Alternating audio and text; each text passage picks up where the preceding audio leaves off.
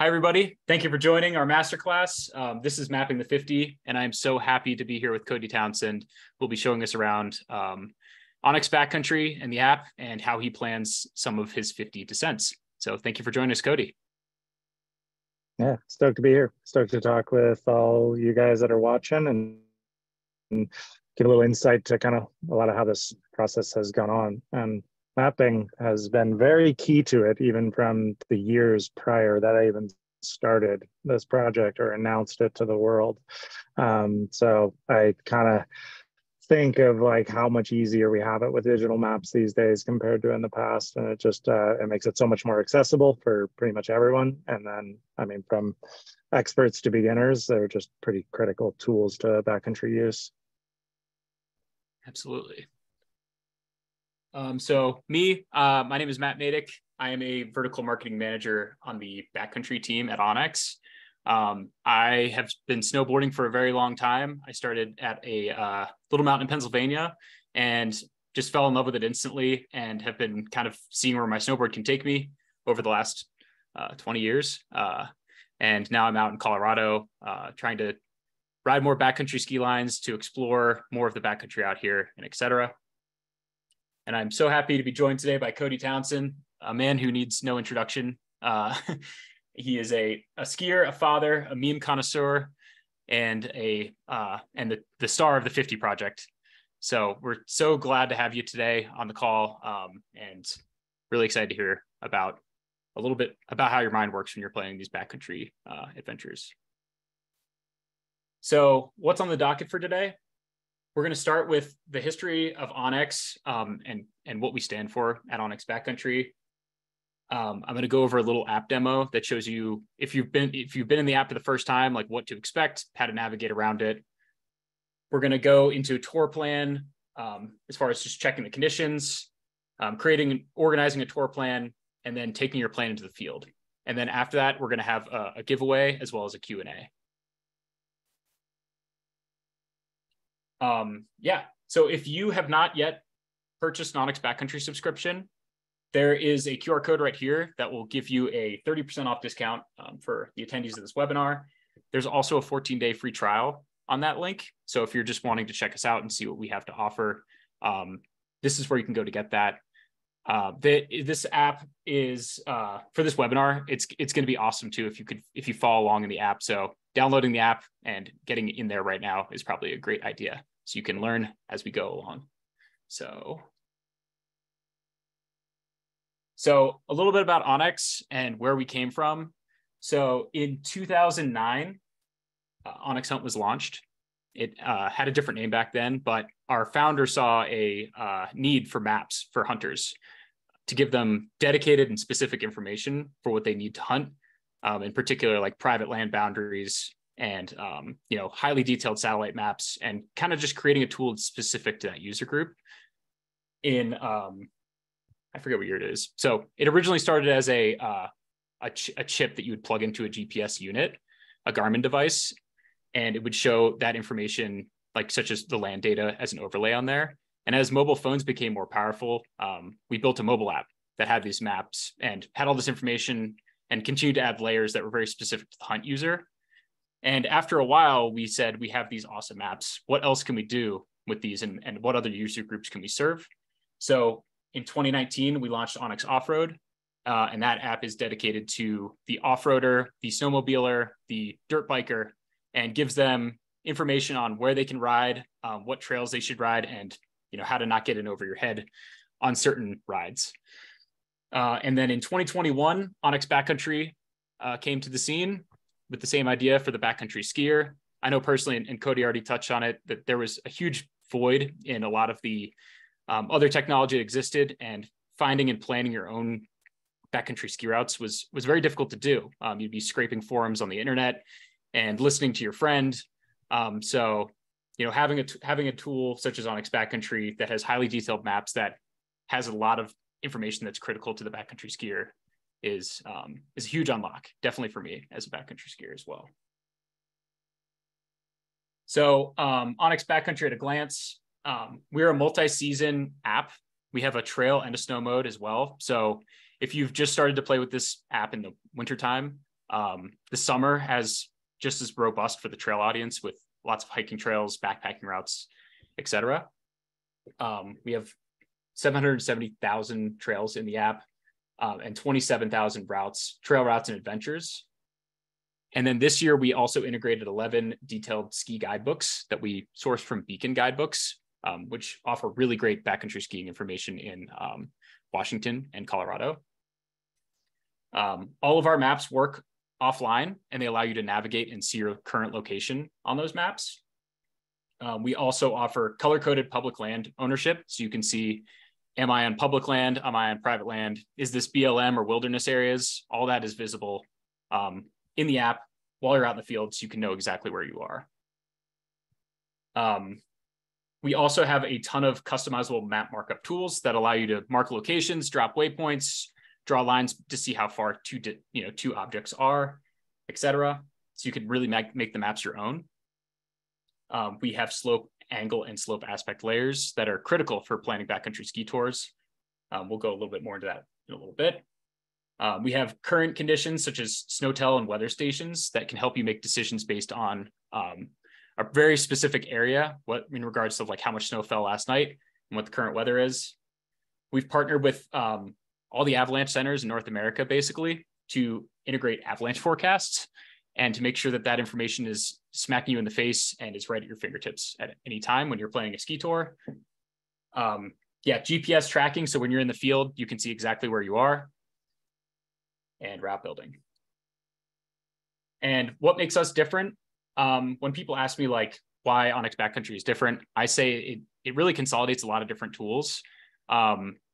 We try to integrate like everything you need into one app. So, whether that be a 3D map, weather, avalanche forecasts, like putting that all in one place instead of using a variety of apps is the goal here.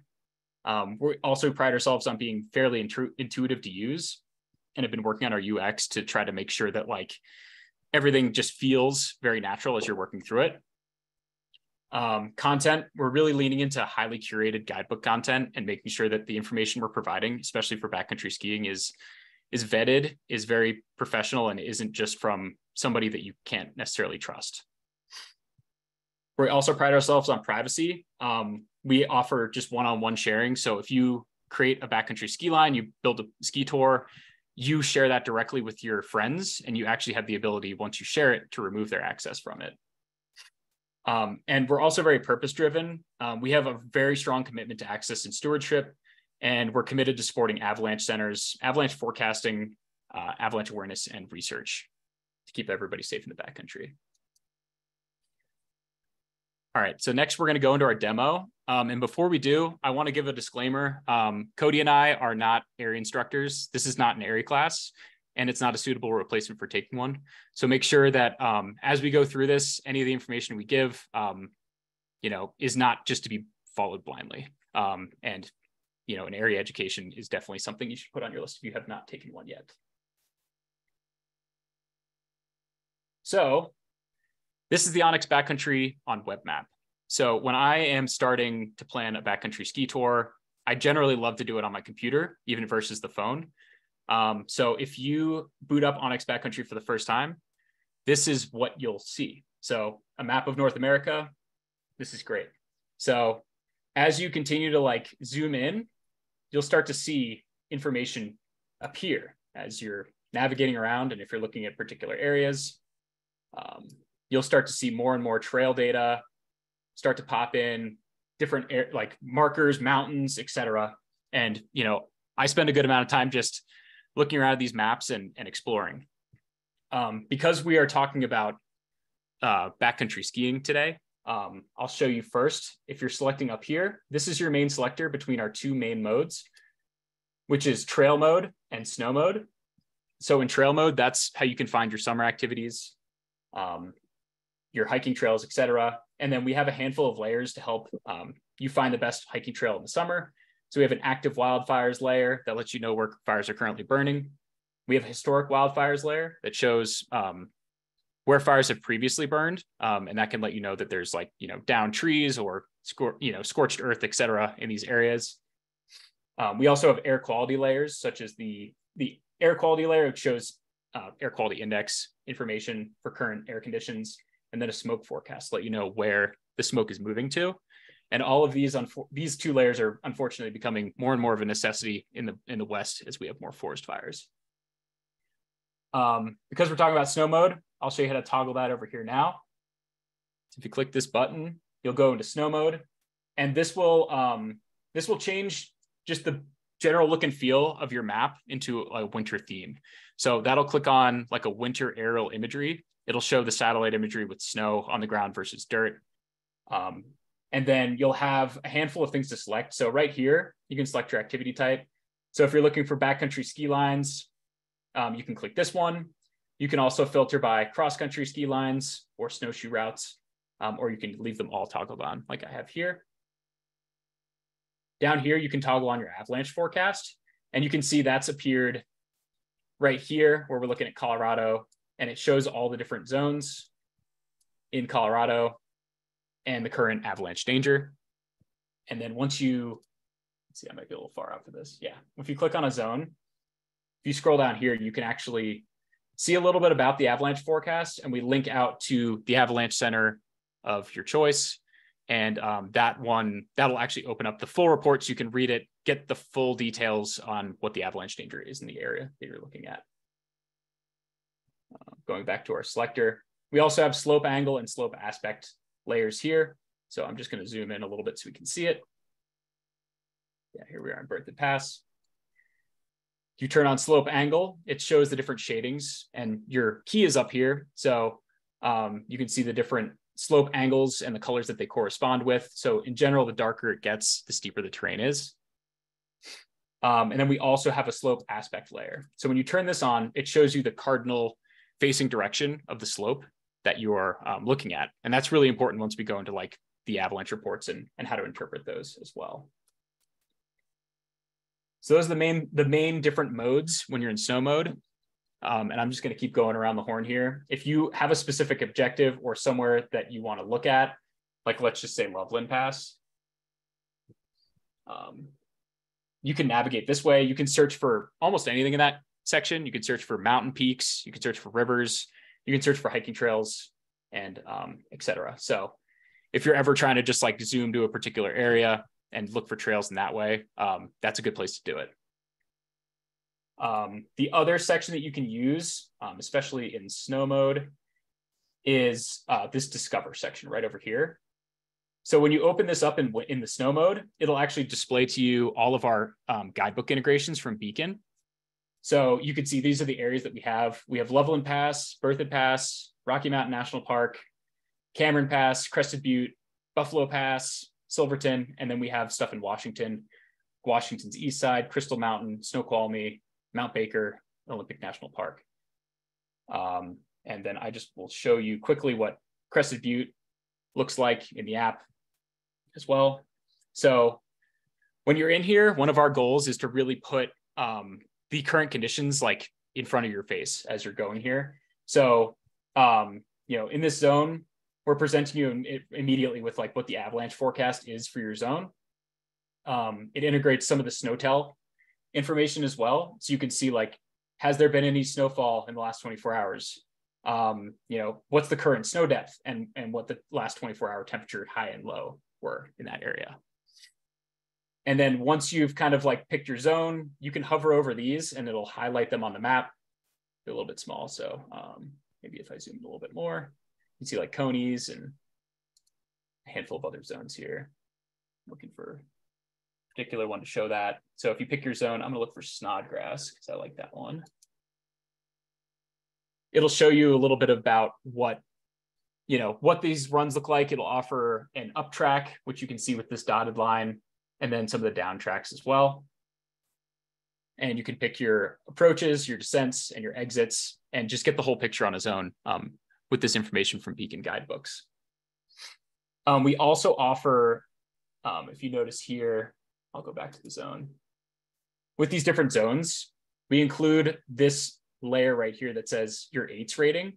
And AITS is a fairly old concept in Canada, but fairly new in the United States, where it describes the terrain of these zones based on the complexity of the avalanche danger.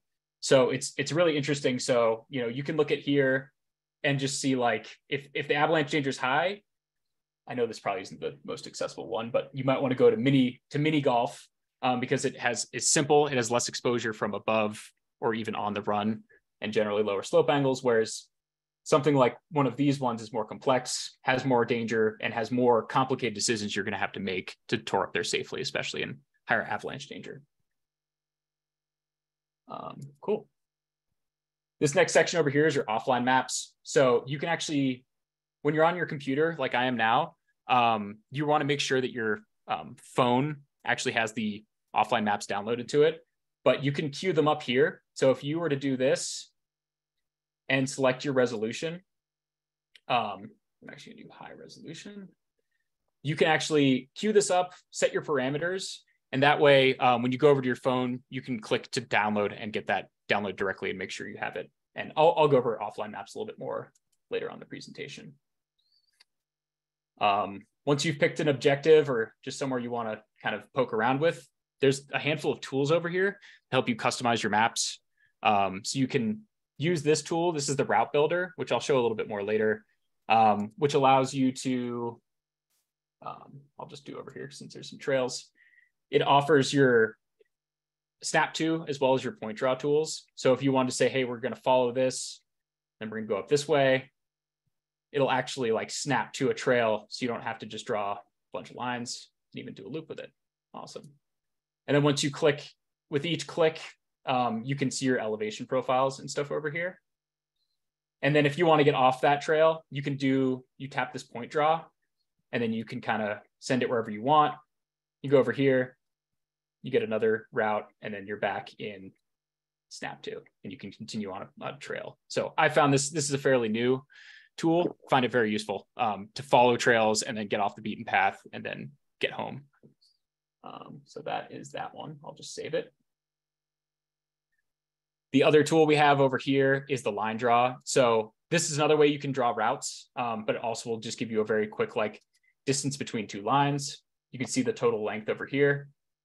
And then you can change the colors of them too, if you want to color code different stuff. Save that one. This next one's your area shape tool. So this tool right here on the area shape tool allows you to draw like a specific area and get a total, like, you can see the total area that's inside in terms of acreage, and you can see like how many yards or whatever on these different points. I use this feature when I'm closing off backcountry skiing terrain.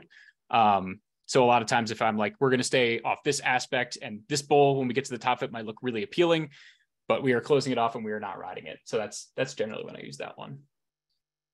You can also add waypoints. Those are over here on the right as well. And once you add a waypoint, you can click and drag them to wherever you want them to go. Just say this lake. You can customize your waypoint. There's a lot of options in here. So you can pick between whatever of these is appropriate for what you're trying to mark. I'm going to pick the Sasquatch because I love it. And then once you go down here, you can choose your color, just like the other ones as well. And you can even upload a photo if you have any photos on your computer, or even if you're in the field on the mobile device, you can upload photos directly from that. So I always like to mark photo waypoints to remember what I'm looking for, or even mark obstacles or cliffs or other things like that. And then as you're building this, all these different features, you can add them to folders as well. So this makes it extremely easy to share. If you build a bunch of these maps and then you put them into folders, you can just do test folder. And then you can organize these. That way they stay neatly organized in all of the markups you will create. And just create a couple of them. And then as you go to share with your friends, you can just send them the link and they can access this directly. Cool. I'll discard that one. The other section down here will showcase, you have your zoom button. If you ever start like getting off your true north facing, if you hit this, it will reorient you back north. And yeah, if you're I forgot to mention, if you're moving around in the map and you want to like tilt, you hold down the control button and click. So if you want to pan this way, you can do that. And if you want to drop into 3D, you just drag down. Down here in the bottom right corner is where you're going to change your map type, so your base map. So right now we're in topo, but you can switch to satellite if you'd like as well. And that'll show you satellite imagery in 3D.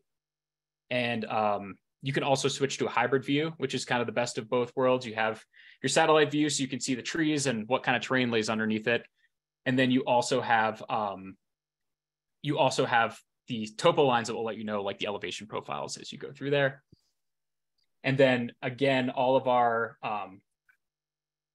layers here, like slope angle and slope aspect, also work in 3D. So you can toggle these on and get a better reading of these different zones right here in the app without having to look elsewhere. And I think that's pretty much all I wanted to go over today from the maps.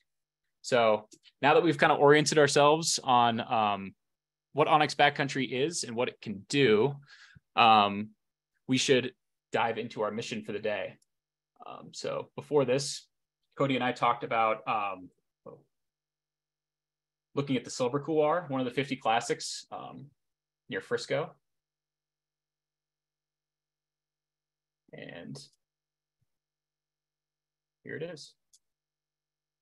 So with that said, I'm going to start working with Cody now, and we're going to plan a route up one of these 50 classic ski descents. And I'm actually going to turn off our lines. There's no cheating. Yeah. Thanks, Matt.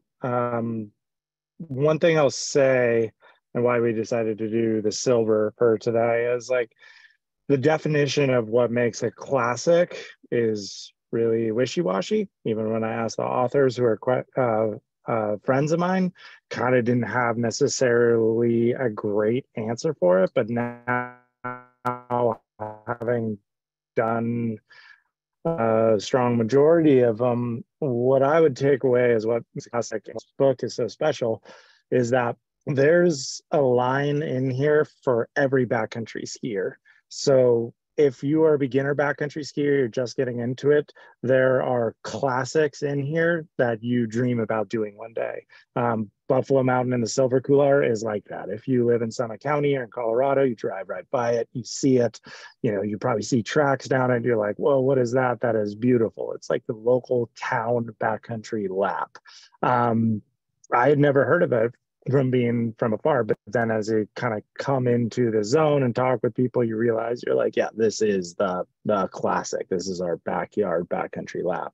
But then the book also has classics that like more to the intermediate, more to the advanced would dream of, and then all the way to the absolute, some of the best ski mountaineers in the world, what they dream about. So it's kind of got a cool array of difficulty with his book. There's things like the Silver Couloir, there's like Mount Shasta, which when I first started backcountry skiing was the line I dreamed about. I was like 7,000 vert, doing it in late May, early June. That sounds amazing. That's a huge climb.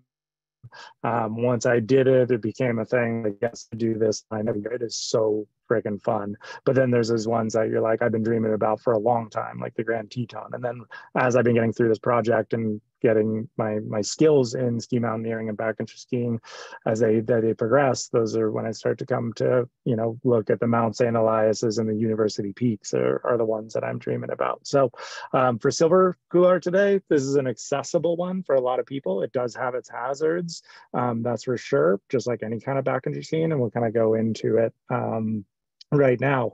I'll say, so when I started this project, one of the things I did was map out where all these lines were, because I wasn't exactly familiar with the exact location of them. You know, in the book where the Grand Teton is, but you might not know exactly where the Holy Cross is or where Silver Couloir is. So I like literally went into the map and just would drop waypoints on it. Now onX has it all in that link that's in the chat, where you can kind of pretty much go straight to exactly where all these classics are. So originally I did that for myself.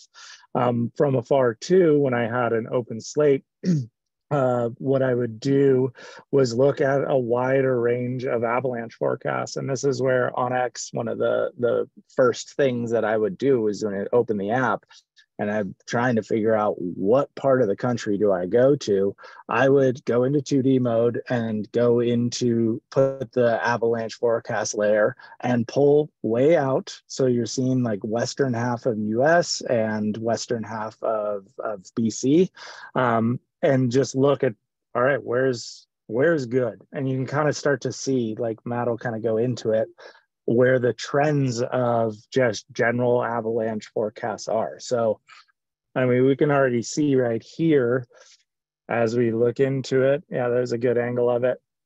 Right now, I would be already thinking like Colorado's probably where I want to start looking. This is kind of how I would treat each day.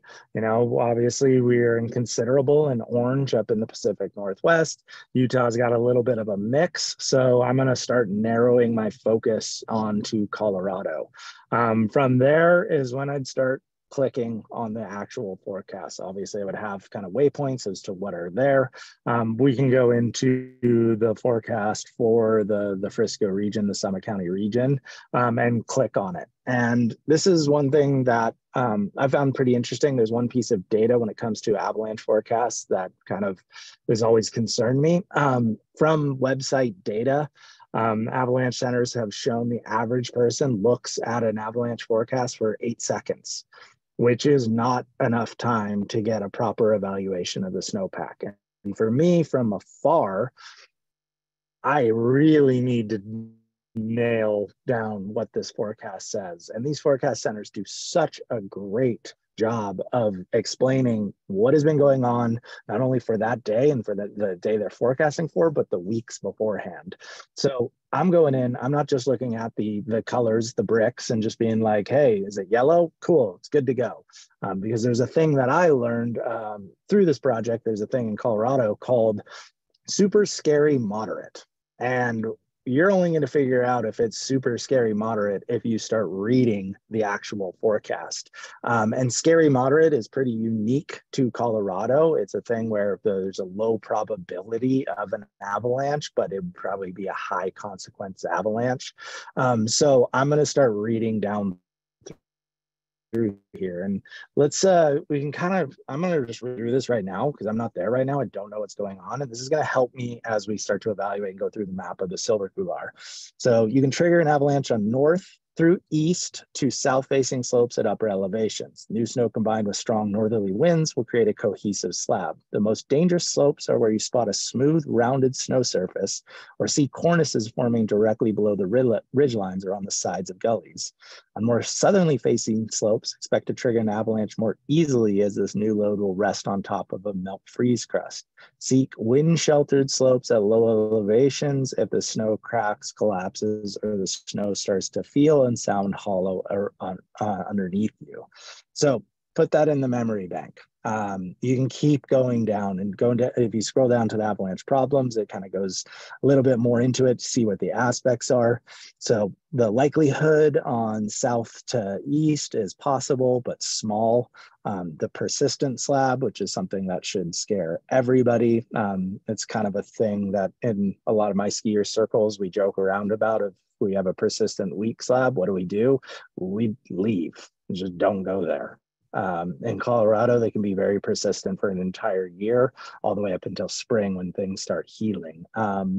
So the persistent slab is possible, but large, and those are on northwest, north, east, and a little bit of southeast, all near tree line and above tree line. So these are the things I'm going to be really studying and wanting to spend, again, way more than 8 seconds on this.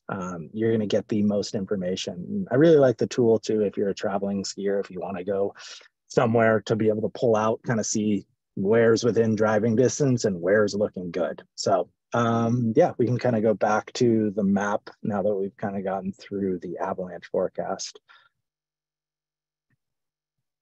Sweet, let's go zoom in on the Buffalo Mountain.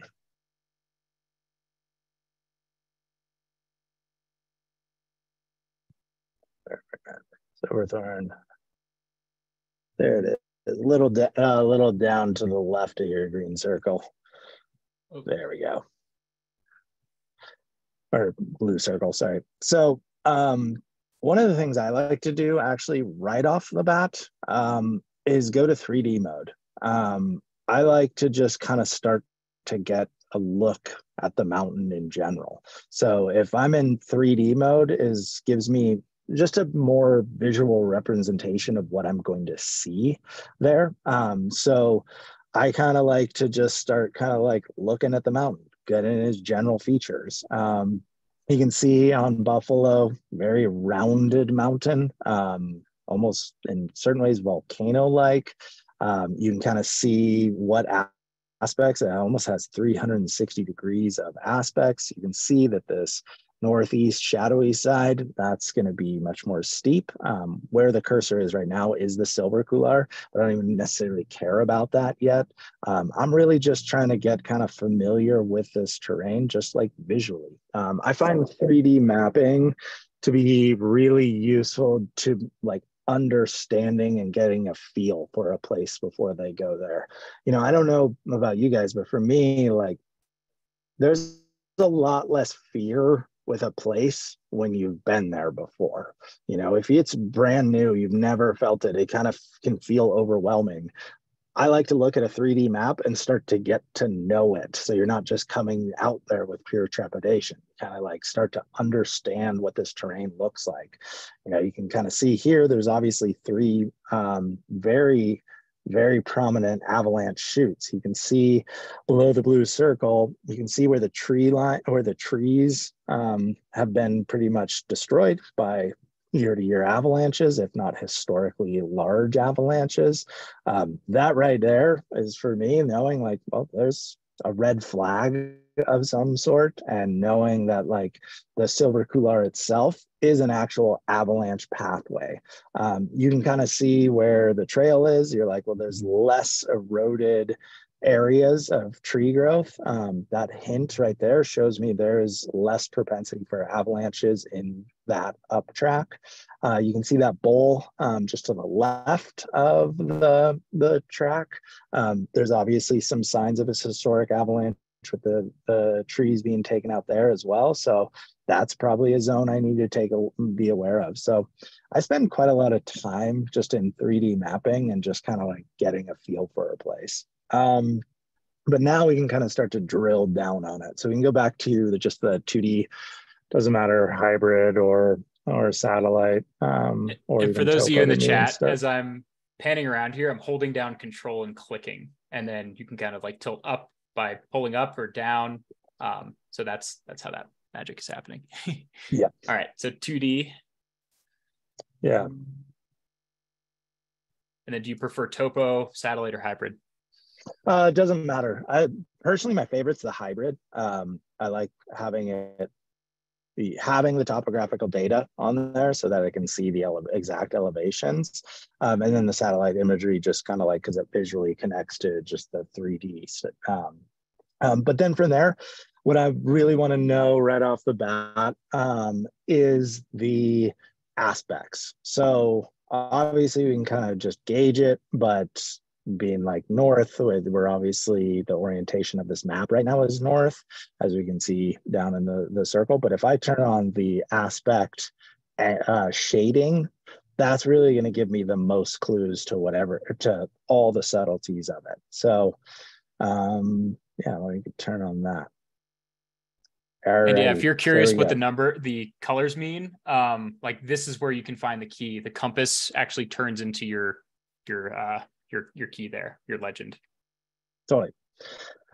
So what we're looking at, if we didn't point it out in particular, the silver couloir kind of comes off just above the blue circle on that round right about there, and then exactly goes down that cursor. So right off the bat, I'm looking at it and going, well, there's quite a bit of east and there's quite a bit of northeast. So thinking about that avalanche forecast, what am I thinking about right now? Well, I'm going to be thinking about obviously the persistent slabs. I also going to think about the up track being like, well, there's east and southeast, and that up track that is marked in there. Okay, we're dealing with another hazard being on the up track. Personally, if there was persistent slab on the up track, I would just not even touch it. I mean, to be honest, I'd probably stay away from this line right now in general. But I'm just starting to kind of get a feel for it. Okay, we're exposed to south and east aspects on the way up, and we're exposed to north and northeast aspects on the way down. Looking at it again, too, it doesn't look like there's any sort of potential to kind of like hide from these aspects while skiing that line. You are kind of in that terrain the entire time. So going back to it again, thinking about the elevation, we are above tree line for a lot of this. We are down to near tree line. That's where that avalanche forecast kind of was centering in on. So we're in the Alpine in general. Again, right now, probably just staying away from this, especially for that person lead slab. But let's say, you know, northeast is fine and we're only worried about the up track right now. Then I'm going to start looking at some other data. So we can go to the slope angle. Why don't we turn on the slope angle?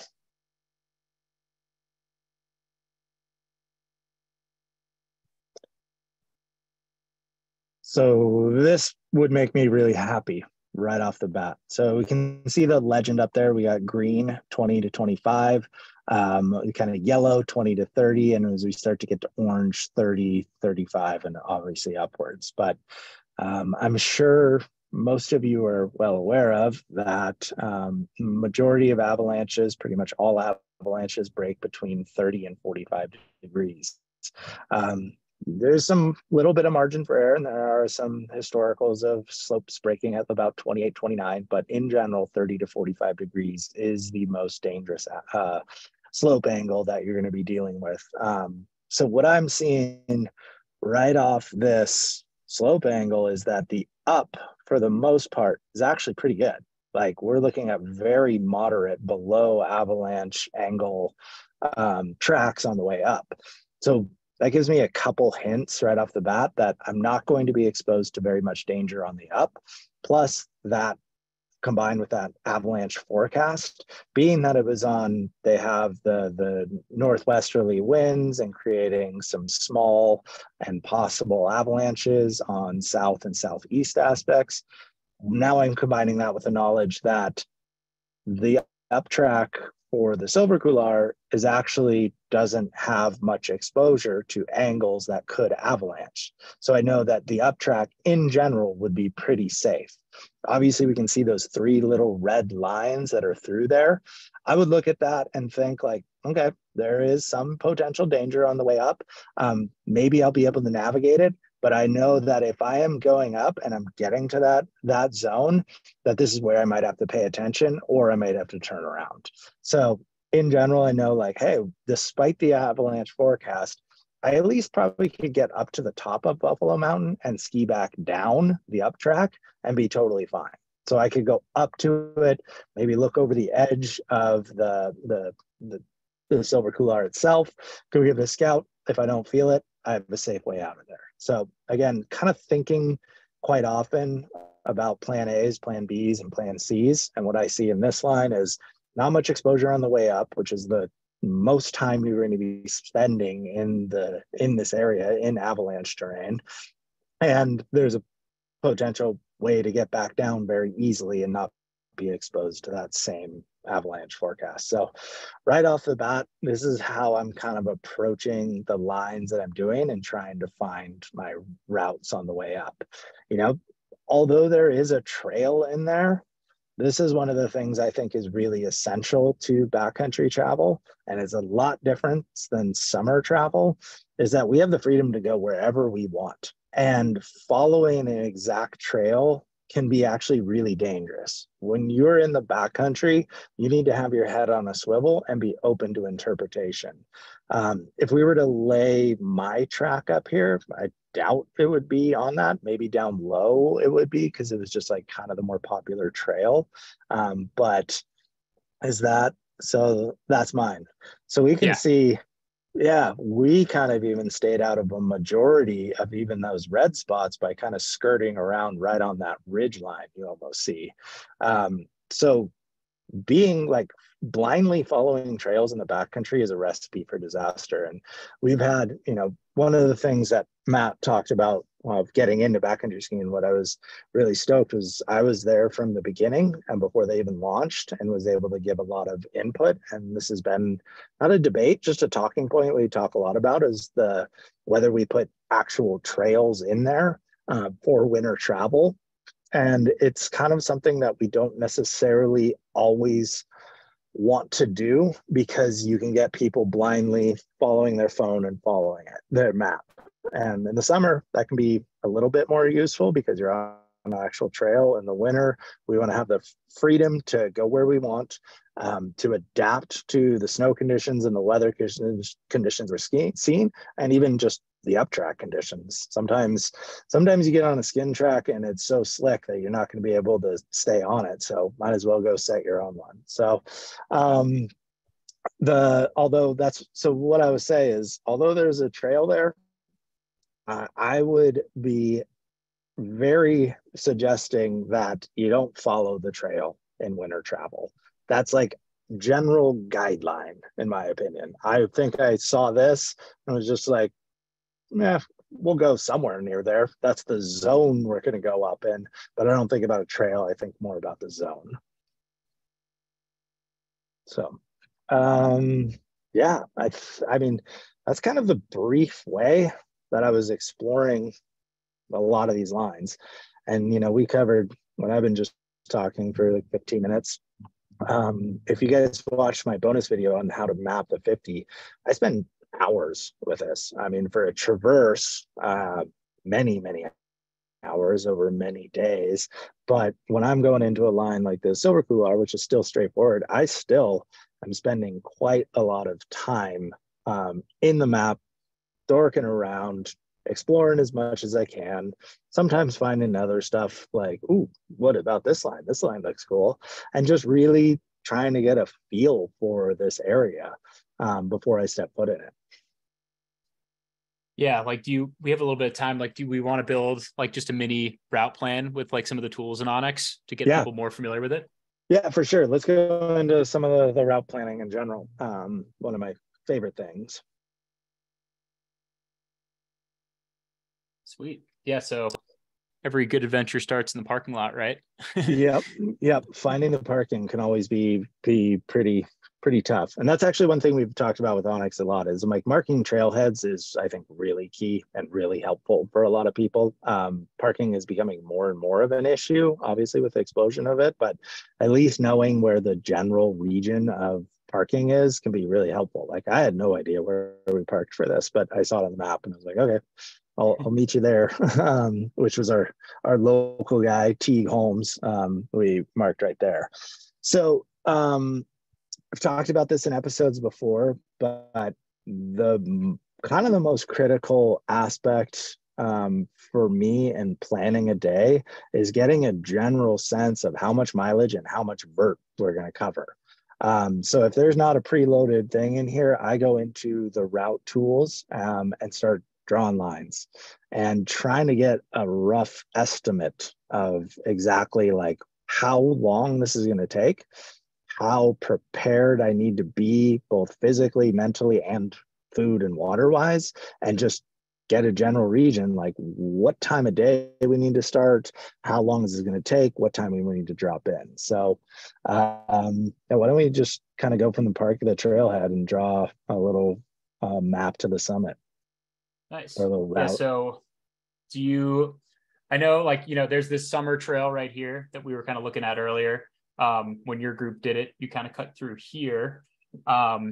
Any tips or tricks for using these satellite maps to avoid bushwhacks from hell that we've seen in some of the episodes of the 50? Yeah, just avoid some of the episodes of the 50. No, I mean, in all honesty, what I'm generally trying to do here is not find the exact route I'm going to take. I'm just trying to get a general sense. Like, obviously, if there is a pre-established trail there, it might make a hint of me, but I'm going to draw straight from the parking lot, maybe make one or two little points. So exactly that, and then get kind of like, and then go to the summit and just, I want to know, like, what's the vert that this is going to be. So why don't we just keep putting that to at least the top of the silver, if not the summit. Trying to avoid a little bit of the dark terrain, but yeah, Yeah. this is our summit. So we can label this one our up track. Yep.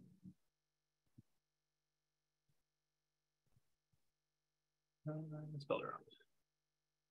Sweet. And again, like you can color code these as you're building them. You can change your style if you prefer dashes or whatever. You can make notes in here. And then what I'm gonna do here is add it to a folder.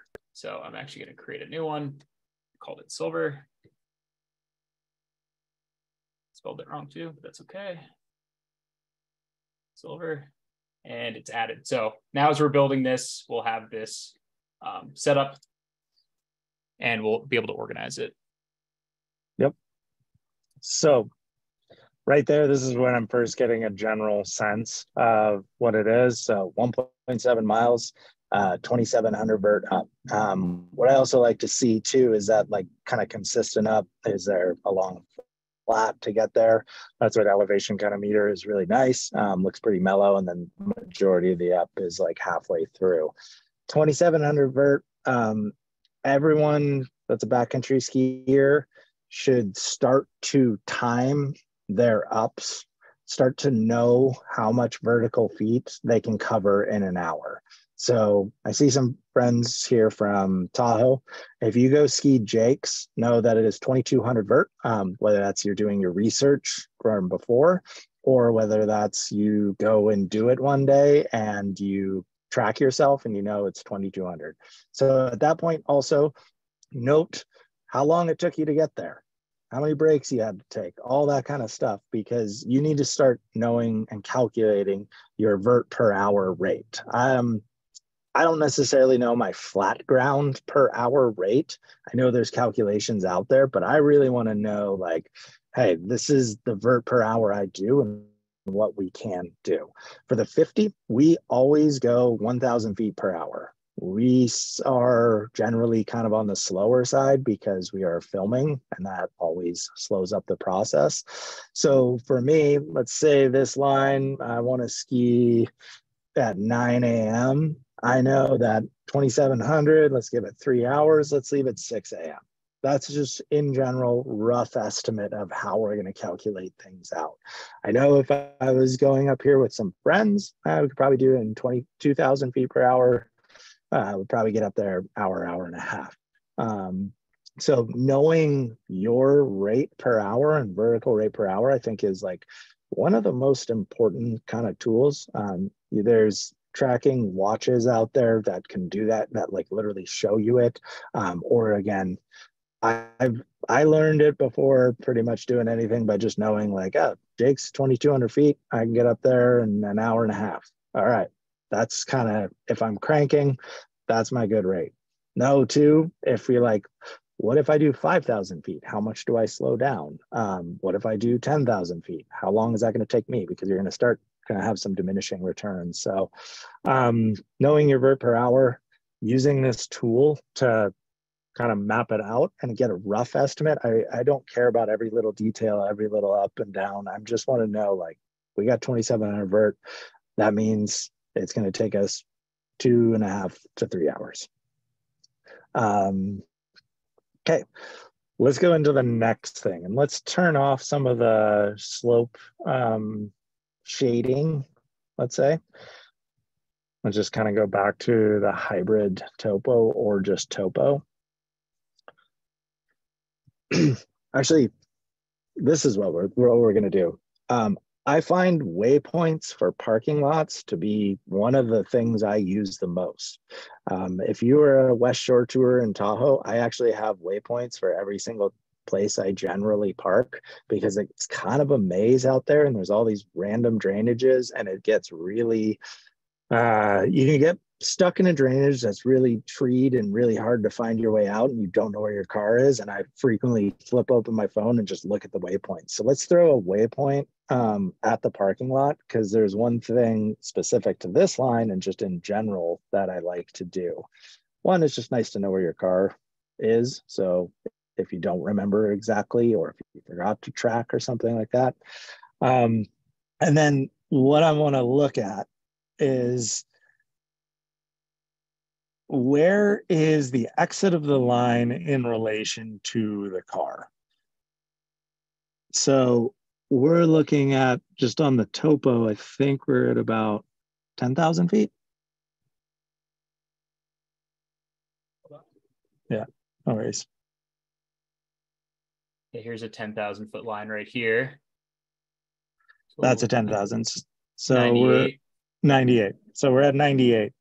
And then what I'm looking at the exit of that line is that the avalanche path of the Silver Couloir, which is right near the 9,800 foot topo. So I know that if I ski this thing out through the trees, I'm going to be below my car.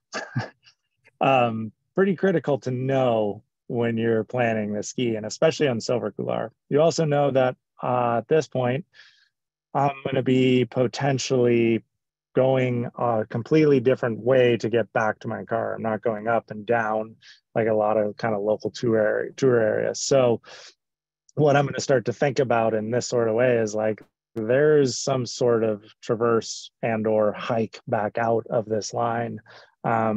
I don't, sure, you could probably start like traversing really high, but then what's the point? You kind of would ski half the line and do this epic traverse. So at that point, like knowing where my waypoint is, putting it in my phone and my offline map will pretty much help me understand exactly where I am in relation to the car when I get down to the bottom of this line. Again, I think it's where I use waypoints the most for, is where I parked my car.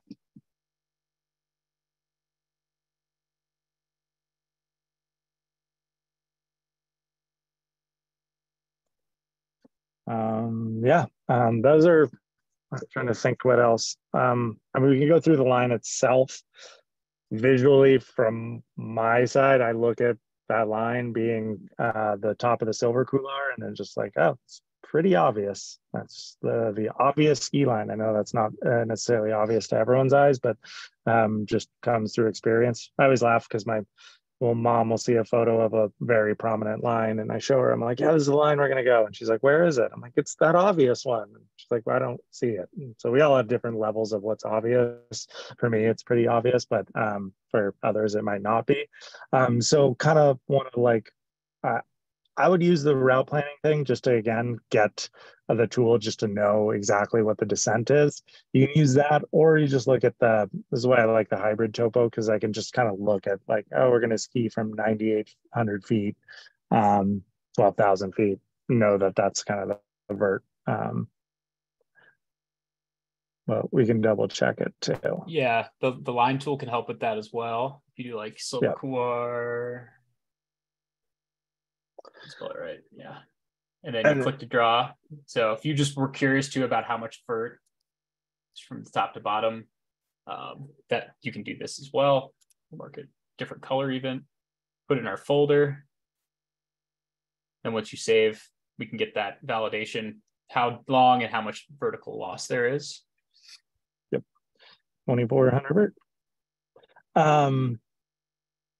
The other thing I will say is, one thing that could be useful for a lot of people too is an entrance to this car. So having been there, but like one of the things I said in the very beginning when I was looking at the 3D rendering, this is not an obvious drop-in point. It is very rounded mountain. It is very kind of has a lot of rollovers, and you can kind of see that in the 3D route mapping, that like, we're not just going to the summit and dropping in off the summit. This is obviously a little short of the summit. If we were to end up short of this line, we could end up being in some pretty crappy terrain or into another complete zone that we didn't want to get into. So this is where having the route or having a waypoint to the exact drop-in point be really helpful to navigating to it, because I specifically remember going up there and being kind of like, is that it? That's it. And it takes you a quick moment. Having it preloaded on your map is pretty easy to do. Let's see, where do we want to go to next? Where do we want to go to next, Matt? Should we just do a mini skin out so we can just figure out how many miles it's going to take us to get us back to the car? And then, then we can just go into route sharing and kind of like what to do before you get in the field here. Totally. So I'm just going to say from like here, Yeah. we'll do it just a straight line back to the car. So this is another like key part for me, and like keeping in mind too, like you're going to be tired when you're done with this, but you're not out of the woods yet, right? So like knowing how far you have to go to the car, how much vert. I just like including that in my own tour plans because then you have a little bit of an idea. So you can see that climb that we were talking about. This might not be the exact route, but you know, from the bottom of this couloir up to the parking lot, there's going to be a skin out. You're going to have to transition if you're a slow slip boarder like myself. And awesome. And what I find too, what's the question our significant others or partners always ask us when we're going out there? How long are you going to be? When you're in new terrain, you have no idea. So planning this out, having knowledge that like, hey, it's going to take a couple hours to get up to the top, probably take 30, 45 minutes ski down, probably going to take an hour to get out of there. Got 300 vert, it's kind of traversy, so you can start to answer that question. Probably one of the most important questions you can answer in your own life. Yeah, that's one that I still struggle with for sure. Oh, me too. Still very much struggle with it. I don't know. Maybe we'll do another lap. Yeah. Awesome. Well, Cody, thanks for giving us a little bit of behind the scenes with the 50 and a little bit of like what your thought process is to going and planning these lines. Yeah. So the next thing I want to go over is just like, all right, we built this plan. What do we do now? So the first thing is we have this tour plan. We've been painstakingly and putting this into our folders. So in this section right here, there's our my content. So all the stuff that we built with the tools right over on this side is now neatly organized in my misspelled folder for the silver couloir. And it also like everything you build in your onX thing, you can see it all here. So there's all content. Here's all of my waypoints. Here's all the tracks. Here's all the area tools. Here's all the lines. And then here's all of the route builder. So because we've done a good job of organizing all this for the tour plan, I can click into this folder right here. You can double check to make sure it's all here and it's all neatly organized. And then you can hit the share button. Oh, I don't know the name yet. It's my burner account.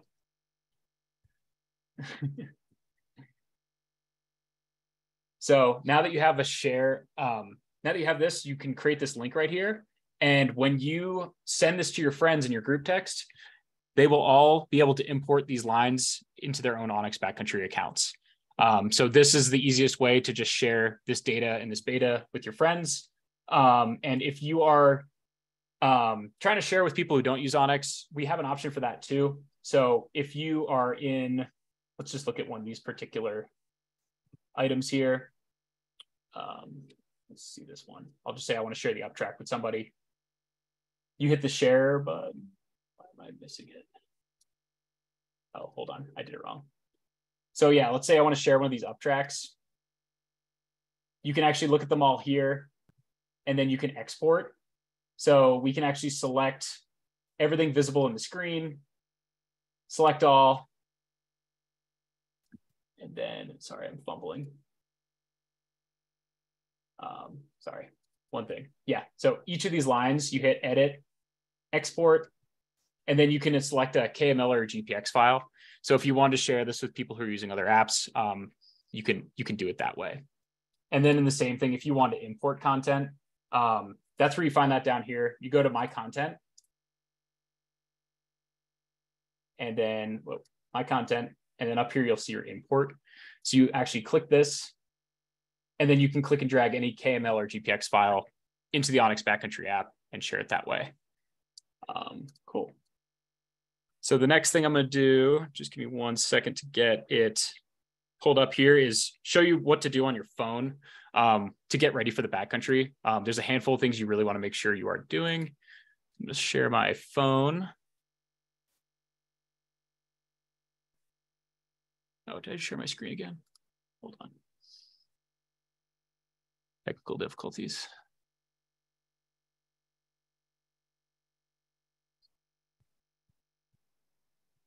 All right, can you all see my phone? Yep. Awesome.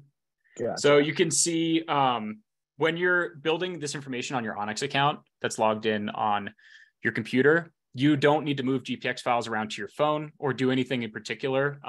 Basically, everything that you build on WebMap gets synced automatically with your phone.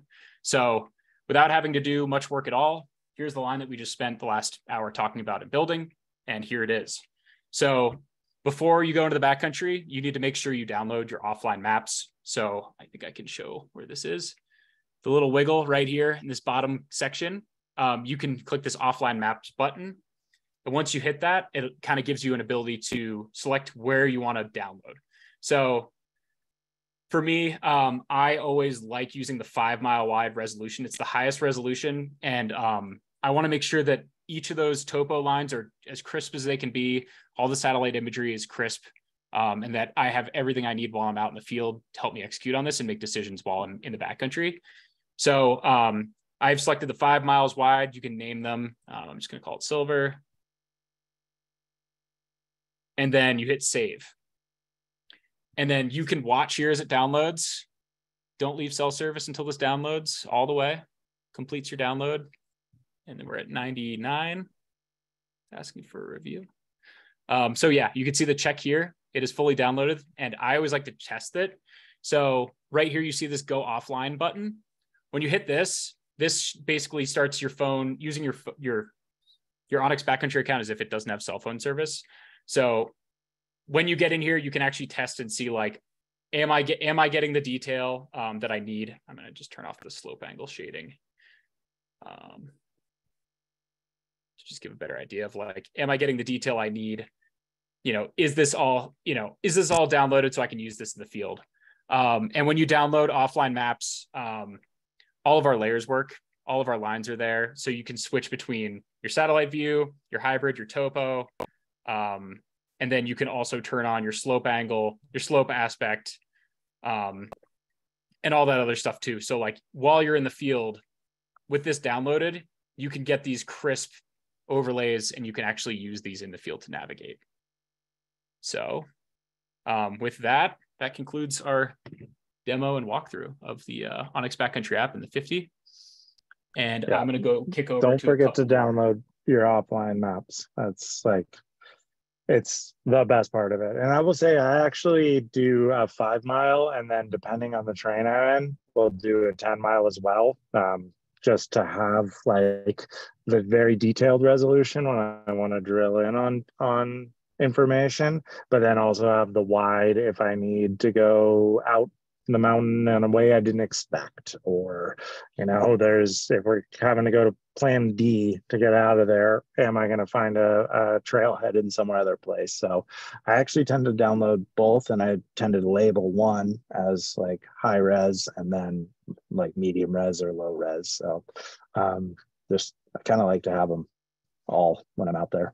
And again, and the one thing too is I go through and I'll have them, and then you go delete them so they don't take up a ton of space on your phone. If like this zone is, I have it for my general touring zones, but like a lot of the 50 ones I've now deleted off there because I don't need it right now. But if I go back there, then I'll re-download it. Yeah, absolutely. That's a good tip. I also will do tiling sometimes. So if you're doing like a 10-mile hike, download the 5 mile one and then like move it over a little bit and then download the next patch and just kind of tile it out so you have the whole coverage. Awesome. Well, just one more time on this landing page right here, everyone who's attended and participated in this webinar, this is a 30% off promo to the onX Backcountry Premium membership. There's also a trial in there if you have yet to try us. So please scan this or click the link. And then we're also doing a giveaway today. Thank you for joining. We're giving away 25 onX Backcountry hats. So just go to this landing page, scan this QR code to enter. We'll close entrance tonight. So do it now and we'll notify winners soon. Okay. Now we're going to move into some Q&A. I know the chat has been firing, and thank you so much to our customer experience team and everyone else on the webinar who's working behind the scenes so hard to answer all your questions. So sweet. So we have some 50 related questions, which I think we'll start with. So Cody, what's a highlight and a low light that we might not have seen in an actual 50 episode? It's probably the in-between stuff. The lowlights tend to be driving for 12 to 16 hours to get to a new spot, and then maybe not even attempting it because the weather turned in some sort of way. And those don't kind of make the episode because I generally try to make like something very watchable and not just like my whole life in on TV or something like that. But that would probably be the kind of stuff that kind of drags on a bit. All the editing work while from the road, all the computer work that we're doing, sitting at this very spot in my van. Highlights, they probably all made it in there. I'm not going to leave a highlight out of the project. Granted, the highlights of the project in general are just more kind of unspoken. I think one of the coolest things that happened with this was year one of the project. As I started to do it, I just started getting reached out by so many people from different areas, whether they were avalanche forecasters, guides, or local people that knew their zones very well, just being like, hey, if you need to know when this zone is in, let me know. And, you know, like the amount of community support that started with this was like pretty mind blowing. And it just showed me like how rad skiers and snowboarders are. Just like, here's this goal, this thing that I have. And like the whole skiing and snowboard community kind of were like, hey, let's help you out on it. And people that I had never met before that became like friends and serious contacts, or, you know, that I would go into the mountains with, kind of reached out of the blue to help give me information, let me know of timing when certain things were in. It was it's probably been the coolest part of it, was like the community aspect of it. And that gets less shown in the episodes. That's so awesome. And I know, like, as you've continued through the years of this project, like, you know, you've built your own community, your own following, and everyone's cheering you on. So it's really cool when you see that in the real world. I have another question about phone battery and backups. So yeah, I won't even, I'll say, like, do you use paper maps for backup? And, you know, what are your contingency plans for when your phone doesn't work in the backcountry? So I've only used paper maps once, and that was on the Bugsy Rogers Traverse. And because we were planning to be out there for 8 to 10 days and had one battery backup and one solar panel. So we couldn't have that much charging capability. And that was kind of if shit goes completely sideways, then we've got the paper maps for backup. And we kind of looked at them occasionally, but didn't really actually have to use them on day-to-day tours. Even like 2-day tours, I don't bring paper maps out there.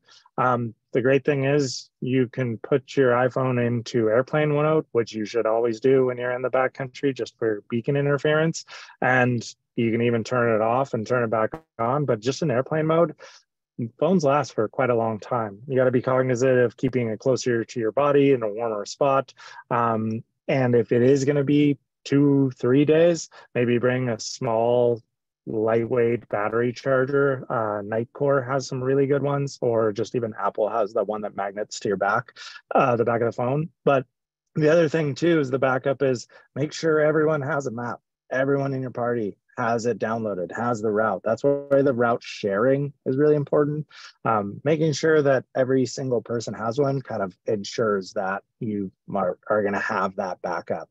But lightweight charging solution is probably going to be one of the easiest ways if you're going to be out there for a few days. Otherwise, airplane mode, offline maps, I've never had an issue with battery life. Oh, that's great. We have another question here. Do you still ski lines for fun, or just the 50? Oh yeah, totally. I ski. I've had a really great winter. I haven't skied a 50 line for year 5 yet. And I've been skiing a ton. So yeah, of course, I'm down skiing for fun right now. So no, the 50 is just like a goal. Otherwise, I'm skiing 6 days a week for sure. We have another one. How to use onX to your advantage when heading for a new objective that is very little or no beta from any source? That's when mapping comes at the most advantage. And I think of like Mount St. Elias as to be one of them. And that's the kind of place where you're trying to study maps as much as possible. You're trying to get to know the terrain so well before you ever step foot on it. See every aspect of that mountain, what are our potential up routes, what are our potential down routes, everything. Plugging in waypoints that you can find from historical, even things like books. If you read a book about a significant climb in the 50s, and there's talking about some place on the Hayden Shoulder, and this is where an event went down, mark a waypoint in there, kind of try and guesstimate where that's going to be. So that's where I find maps to be by far the most useful, going into unknown terrain. Yeah. We have another question in here. Try to phrase it good. But I think my thing is just like the art of the bail.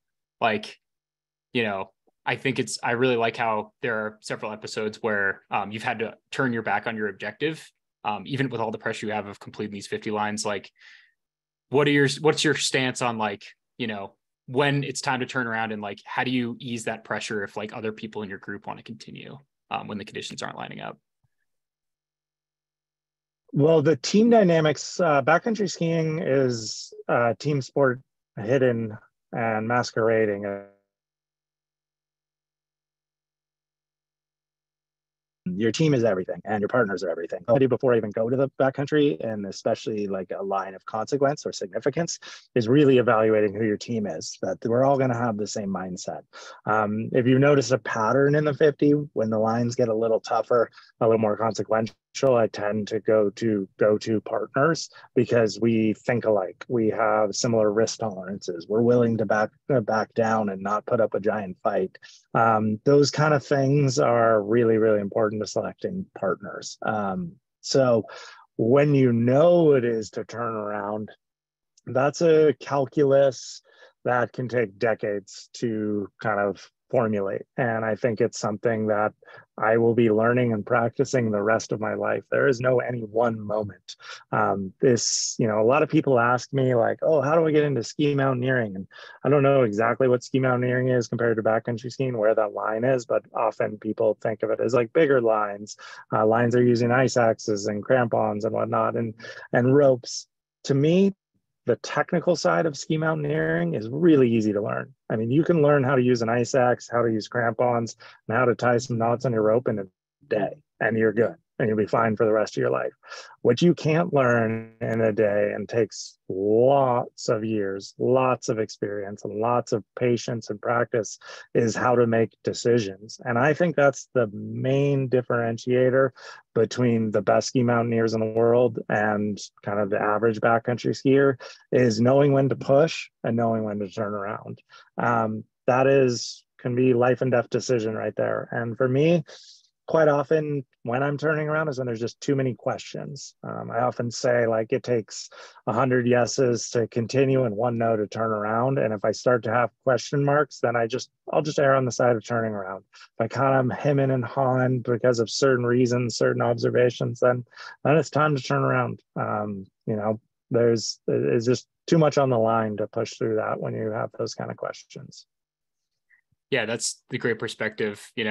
Backcountry skiing is a team sport, even though it can feel very individualistic at times. So making sure your partners are dialed and you are all on the same page is a huge and critical part of finding backcountry touring partners. Speaking of backcountry touring partners, is Alex Honnold coming back for season 5? Oh, I know. He wants to rebate, which I do too, the Death Valley to Mount Whitney, but he will only do it if I do it his style, which is climbing Mount Whitney, most likely soloing. There's 5.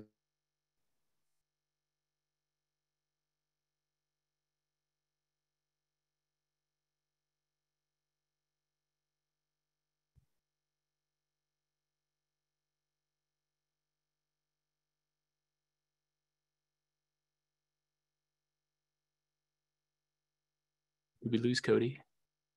Oh no. 7 route that's like 2.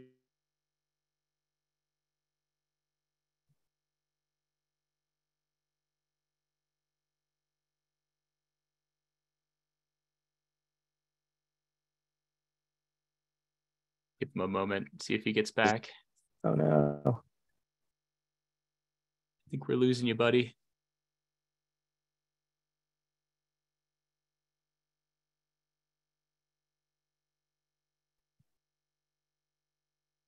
Oh no. I can hear you now. You might be back. I can see you guys. Sweet. Yeah, I can hear you now. Okay. Alex Huddled. Oh yeah, we want to rebate it. Let's put it that way. Okay. I want to. Sweet. I learned from it. I'm not a desert expert. I'm a mountain expert. Learned from that. Yeah, and kind of sounds like a fun challenge. But again, now Alex has a kid. I got a kid. We'll see if we can do it again. Yeah, it was definitely one of my favorite episodes from last season. Sweet. Yeah, I think now is a good time as any to wrap it up. Thank you so much for your time today, Cody. I learned a lot, and I just love getting your perspective as you continue through this 50 project. And just thank you so much for sharing your wisdom with all of us. And we're all inspired by what you're doing out there. So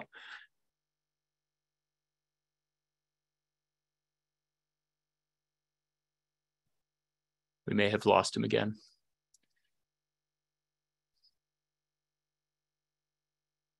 Well, on behalf of Cody Townsend, I'll give us all a buenos noches to the 50 project.